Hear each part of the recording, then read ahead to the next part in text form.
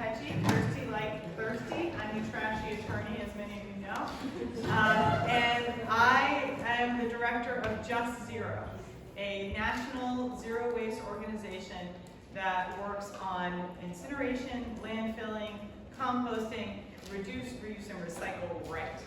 I am a Massachusetts resident. It is embarrassing if we don't get this right here, and I have to talk to people all over the country about this. So please, we need to get this done.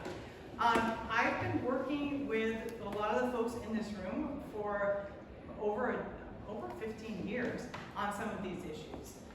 And we know good solutions to improve our recycling system, to save money, and most importantly, protect our human health from plastic and the pollution from plastic at all stages of its production, use, and disposal. So we came together as a coalition. Right now we're about 15, 16 organizations strong. I'm sure we're going to have many more soon. We've been meeting for over a year, every other Thursday to talk about how best to get legislation passed and how best to partner with our legislative partners in Massachusetts. As you know, everybody in this room knows, it's a 2-year session, so it's always a long slog in some ways, but it gives us an opportunity to do it right. So today we're launching plastic-free masks, plastic-free masks. And the hardest thing was figuring out the name. The policy stuff we pretty much all agreed on, but the name was the hardest part. And I just want to tell you who we are, and as far as the organizations, and then introduce our speakers, our partners, who we couldn't do this without. So we've got Just Zero, as I said, Berkshire Zero Waste Initiative, BEAT, Berkshire Environmental Action Team, Beyond Plastics Greater Boston, Clean Water Action, again, one of the groups I've been working on these issues with literally since 2008, Conservation Law Foundation, Container Recycling Institute, which is a national bottle bill expert group, Environmental League of Massachusetts, another group that I've been working on, this entire time on these issues, MAPC, Oceana, Mothers Out Front, Metro West Climate Solutions, Progressive Dems of Massachusetts, Seaside Sustainability from the North Shore, Slingshot, and the Story of Stuff, another national organization. Stay tuned, because I think we're going to be able to double, triple, if not quadruple our membership over the next couple months. The point here, though, is more is more. There are a lot of folks. Oh, and I forgot Free Malden River organization too. So we've got a lot of different groups like that, local groups who are doing cleanups every weekend, or every season, excuse me, and are sick of seeing all this plastic pollution and want to see change. And we can make changes in this building. We know that we're capable of this. So let me introduce our speakers. I don't want to take too much time from anybody, but please find us all afterwards and ask us questions too as we go. I'd like to start with one of the heroes of this work, Ciccolo, Michelle Ciccolo, who has put a tremendous amount of time not only figuring out how to move things forward in this building around zero waste problems and plastic pollution, but also become an expert in her own right, quite honestly. Rep. Ciccolo, please.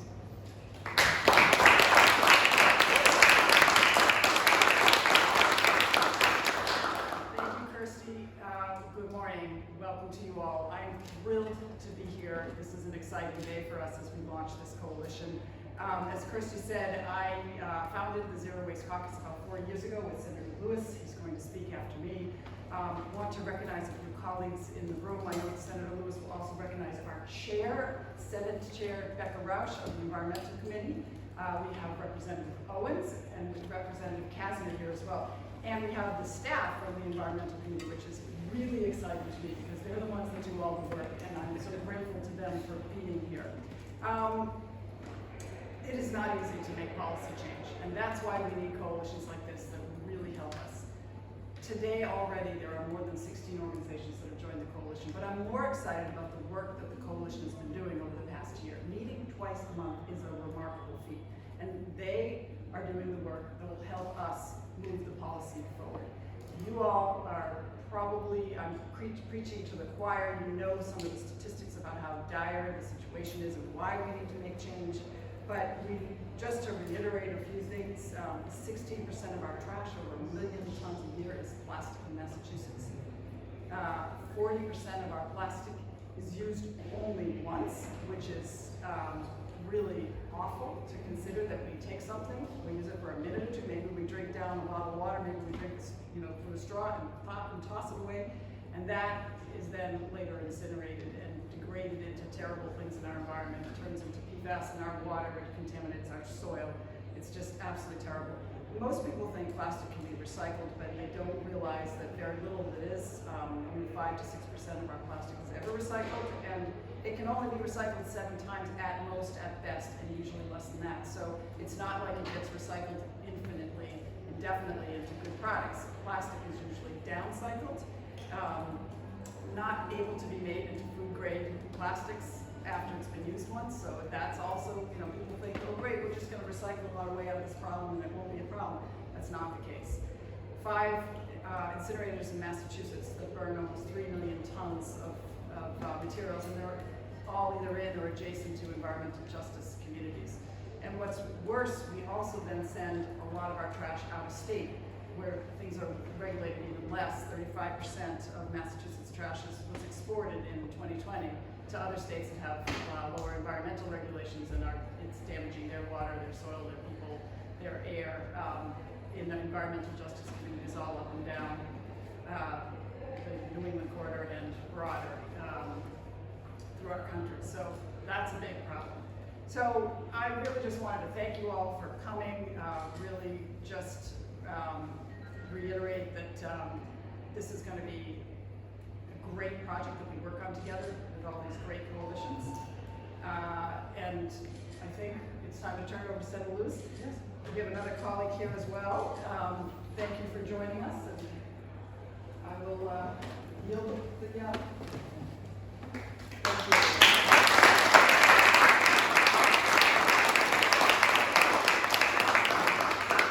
Good morning, everyone. I'm State Senator Jason Lewis, and I'm just thrilled that the state has arrived. We all love Massachusetts. We pride ourselves on being a national, if not a global leader on issues like universal health care, civil rights. We've done a tremendous amount of work in our state legislature and in our communities around combating climate change, right? We're developing an offshore wind energy industry. But we also need to be honest with ourselves. And the area of reducing and eliminating solid waste, and especially single-use plastics, Massachusetts is not a leader. We're actually a laggard. There's many other states, Maine, California, Connecticut, many others, that are doing and are doing a lot more to address the solid waste crisis that is choking our cities and towns, and our waterways, and our oceans, and our parks, and especially that's the case for single-use plastics. So it's time to take action. We know we've been bold before on environmental and climate issues, and I'm very optimistic that this is the legislative session that, working together, we can make real progress in reducing and eliminating single-use plastics from our environment. But it's not going to be easy, right? We have to admit, single-use plastics, are convenient for people, and there's lots of entrenched interests that benefit from plastic, the extraction of fossil fuels, the manufacturing and distribution, and all the products that are sold, in single-use plastic containers. So this is a fight that we're in, right? And that's why we need your help. And that's why forming this coalition, and I know you've been working for a long time, but having a public coalition that is out there advocating in the state legislature with the governor, the administration, with municipal leaders and business leaders and others, that's why this is so important. I'm thrilled to have partners in the legislature who are such strong champions and allies for this work. Representative Ciccolo has been incredible as a co-chair of the Zero Waste Caucus. I'm so grateful to Senator Roush and Representative Cahill, who are the wonderful chairs of the Environment and Natural Resources Committee. They're champions for this work. We also have strong allies with the chairs of the TUE Committee, Senator Barrett and Red Roy, and the expanding and updating the bottle bill, which is one of our priorities is in that committee. And we've got many of our other colleagues as well. But again, we can't do this work alone. We need this coalition. We need the work of committed and passionate advocates and citizens of the Commonwealth to join us so that we can update our laws and our policies so that Massachusetts can once again be a leader on this critical issue. So I'm especially grateful to Kirsty Pecci and to Mara Schulman for your work organizing this coalition and bringing us all together today. And I'm very excited for the work that we have ahead of us. Thank you.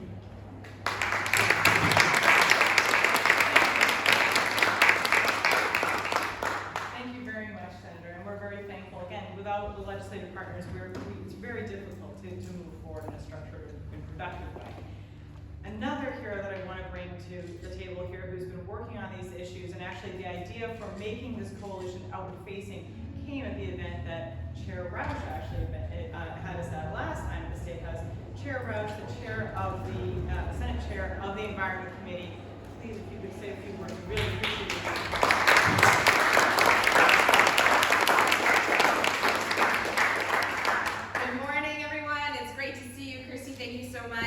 I am State Senator Becca Roush. I am very honored to have been reappointed as the Senate Chair of the Joint Committee on the Environment and Natural Resources. I want to thank you all for coming today. Particularly thank you to my colleagues, Senator Lewis and Rep. Ciccolo, who are the co-chairs of the Zero Waste Caucus, to the fabulous ENR committee staff who are here, to the members of my staff who are here, to the coalition members who were at that event that I just learned this morning was something of a catalyst for today's launch event. Just Zero and Kirsty Masperg and Janet Dominitz and Oceana and Nancy Downs, you're here. Where are they? Literally right in front of me. I also want to just take a minute to welcome some additional colleagues who have joined us. Representative Savadosa, Representative Shand, Representative Phillips, and Representative Donahue, all of whom are partnering with us in this work, and many others who unfortunately couldn't be here this morning. We all know that we are in a crisis of our own making. We must take steps now, right now. We should have done it already, but since we haven't done it already, we should do it now to reduce the damage that we are causing to our beautiful planet and our own personal physical health. Do we see the credit card sign over here? Isn't that gross? That is so gross. To reduce that damage by limiting the use, particularly of single-use plastics. We know that plastics are generated by fossil fuels. Next sign over. One of the largest contributors to greenhouse gas emissions and the resulting climate change. We also know that once we throw away plastic, 32% of plastic ends up in the environment, and 40% is sitting in a landfill somewhere. 14% is incinerated. For recycled plastic, only 14% is actually recycled, and even an infinitesimally smaller, only 2% is actually recycled into something better and not worse. We cannot burn, bury, or recycle our way out of the plastics crisis. We need systemic change at the root of the problem, not Band-Aids at the tail end of the problem.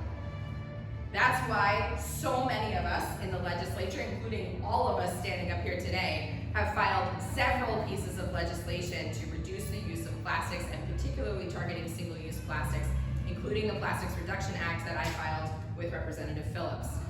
As Senate Chair of the ENR Committee, plastics reduction is one of my own personal top priorities to address this term.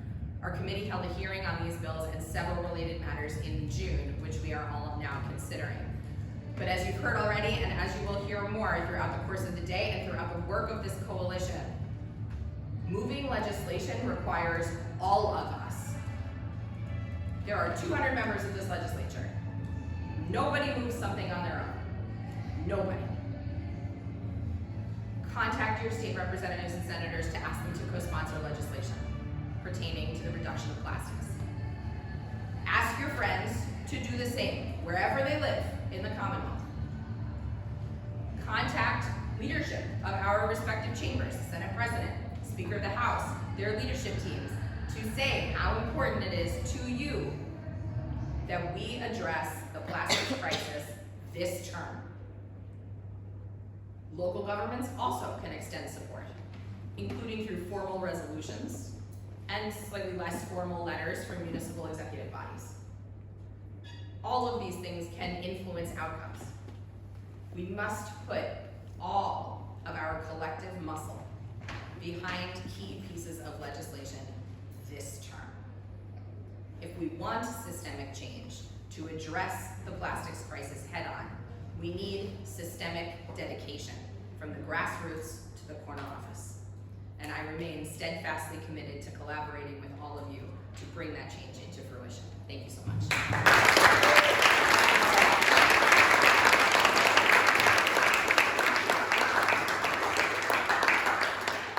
Excellent. So I'd like to call a few members of the coalition up one at a time. Obviously, we could talk all day about these issues. We're not going to take that long, but please take the opportunity to ask us questions afterwards as we go. So we've got CLF, Oceana, and MAPC. Let's start with CLF. Mara Schulman from CLF.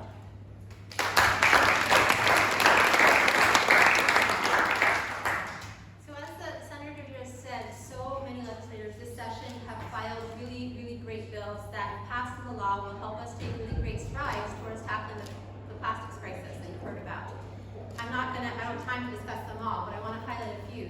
So in the Environment Committee, we have a host of bills that would limit or ban single-use plastics like plastic foodware that is used for takeout only once and then trashed, as well as single-use plastic bags that are distributed at retail.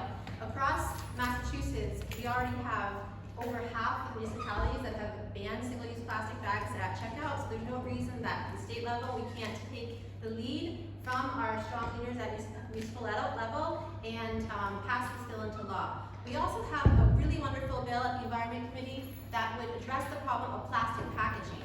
That is probably the poster child of what toxic and polluting plastic looks like, because it's used once and then for a very superfluous purpose, packaging, and then trashed.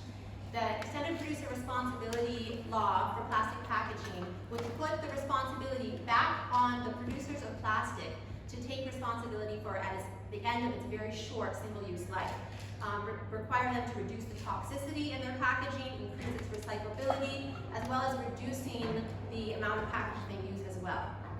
Over at the TUE Committee, we have a number of really, really strong bills too. I want to talk about the chemical recycling ban, and I want to talk about the beverage container modernization bill.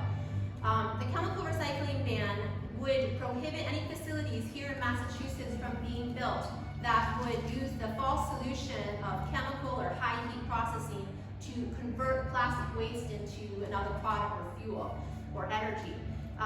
The petrochemical industry and waste industries are touting this as a solution to our plastic crisis. It is not a solution, it's toxic and polluting, and we need to make sure that we protect our Commonwealth from pursuing that false solution. Another really important bill is modernizing our beverage containers deposit return system. It hasn't been updated since it was passed in the 1980s. The deposit is so low that it doesn't incentivize enough people to return their bottles and cans for recycling. So we want to modernize that act to keep it at par with other bottle bill states where we see significantly less litter and much higher recycling and redemption rates. But even more important than recycling our beverage containers, we need to transition into refilling and reusing them. And so very importantly, our Bottle Bill Modernization Act has enforceable refill targets that will help us step away from the single-use culture that has become so common. So these are some really great bills that our legislators have introduced. Thank you so much for your leadership. We're going to keep at your side as a plastic-free mass coalition, keeping up the momentum and trying to get these bills passed into law this session. Thank you.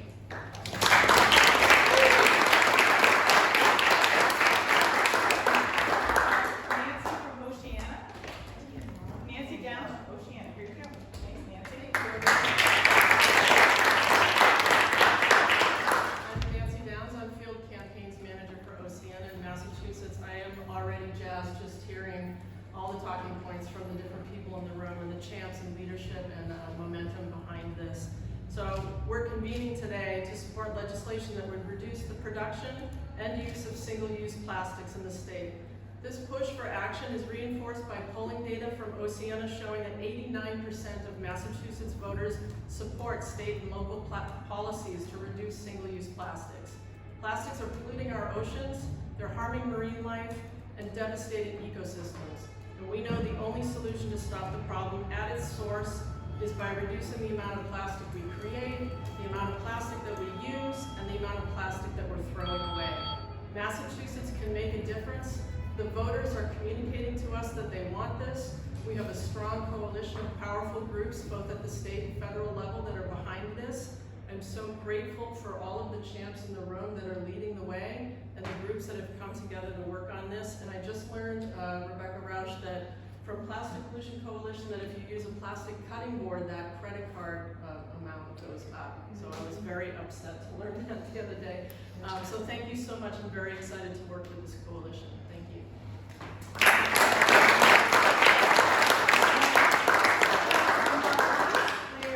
From MAPC, thank you so much she had another meeting right up against this, and so thank you so much for getting here. Oh my gosh, of course. It's great to be here today. My name is Leah Robbins. I'm the Government Affairs Director at MAPC, the regional planning agency for the 101 cities and towns of Greater Boston. Our cities and towns are leading on this issue. We need to follow them. We need to address this at the state level. It's a costly burden for our cities and towns to address solid waste. The costs have been going up over the years. Fluctuations in the recycling market have dramatically increased costs for the municipalities. We're now paying tens of thousands of dollars each year to provide disposal and recycling services to our residents. At the same time that these costs are increasing, municipalities have very little control over what people are throwing away. Communities are leading with diversion programs for textiles, mattresses, compost, regulating single-use plastic bags, and setting up countless hazardous waste days to reduce contamination. But we need a statewide solution to address this dramatic increase. There's also a real environmental justice impact to the choice of recycling or not to addressing our single-use plastics. As you know, the choice is being buried in landfills, could be lost in the environment, contributing to our air and water pollution, formation of microplastics, growing litter in our communities, or it can be incinerated, right? Releasing those toxic chemicals and methane into the air, causing a threat to our public health. And as folks in this room know, 6 of the 7 incinerators in Massachusetts are located in environmental justice communities, causing additional harm to historically disadvantaged communities. And then the goals of this coalition, right? This isn't some pie in the sky goal. This is what the state has already said are its targets. The solid waste is a component of our GHG emissions targets that we need to reduce to 0. And our 2021 Solid Waste Master Plan as a state explicitly discusses the need for the state to work with the legislature to develop an effective approach to reducing our single-use plastics and enhancing the extended producer responsibility systems. Now is the time for Massachusetts to act. Cities and towns are there right alongside everyone in this room ready to take that action. So thank you so much, Christy. Thank you.